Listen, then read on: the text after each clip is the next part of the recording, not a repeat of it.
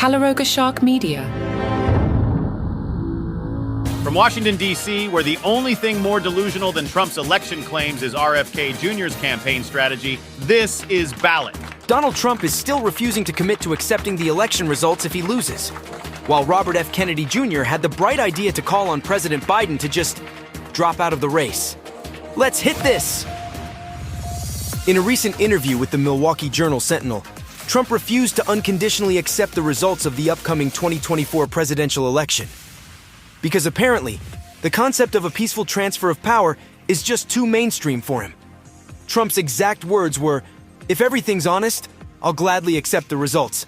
I don't change on that." But then he added the kicker, "If it's not, you have to fight for the right of the country." So basically, he'll accept the results. Unless he loses. Then it's time to break out the tinfoil hats and start screaming about fraud. Trump also couldn't resist the urge to repeat his false claims about winning Wisconsin in the 2020 election.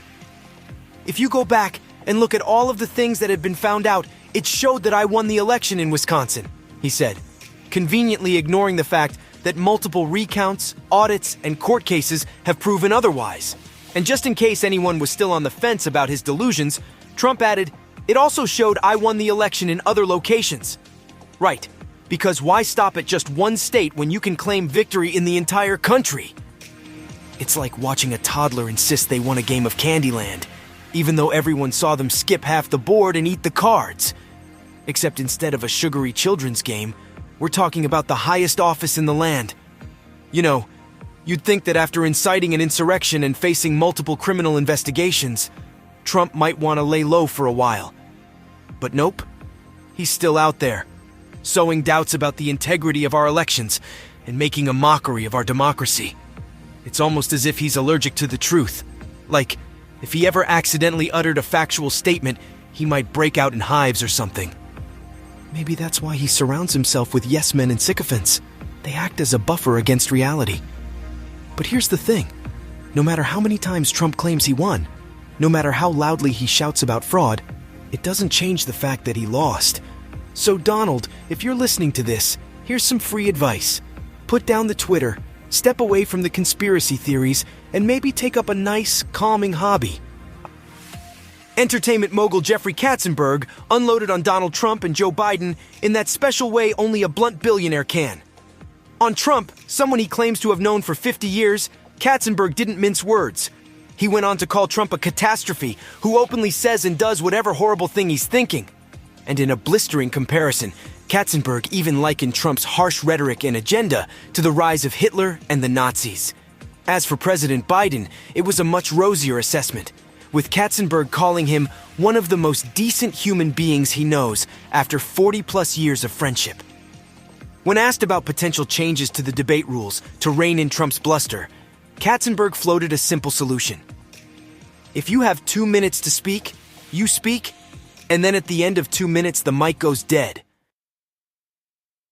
Robert F. Kennedy Jr., the independent candidate who's currently trailing President Joe Biden by a whopping 30 points in the polls, has a bold new strategy. Call on Biden to drop out of the race to stop Donald Trump from reclaiming the White House. Because apparently, the best way to beat Trump is to hand him the election on a silver platter. In a 30-minute presentation on campaign polling, which I'm sure was riveting, Kennedy declared, "We only have one chance to beat Donald Trump, and we need a nominee who can get the job done, and that would be me." Right, because nothing says electable like a candidate who's polling in the single digits. Kennedy then called on Biden to take a no-spoiler pledge and withdraw from the race if he were to perform worse than Kennedy in a head-to-head matchup with Trump in a massive poll in mid-October.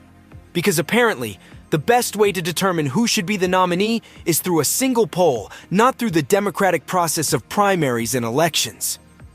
Of course, Kennedy was quick to point out that he would be happy to make a similar appeal to Trump, but that the former president is not a spoiler because he can actually win. Ouch! Talk about a backhanded compliment. It's clear that Kennedy's presentation was aimed at responding to attacks from both parties about his potential to swing the general election.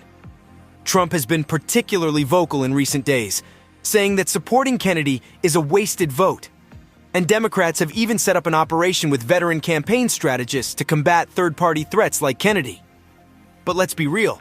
Kennedy's proposal for Biden to drop out is about as realistic as Trump admitting he lost the 2020 election. If you'd like this podcast without commercial interruption, open up the show on the Apple Podcasts app and become a subscriber. For just $4.99 a month, you can get this and other shows on the Calaroga Shark Network, including daily comedy news without commercials. Portions of the podcast were made with the help of AI, and remember, you can't spell Robert F. Kennedy without AI. Well, actually, you can. That's weird.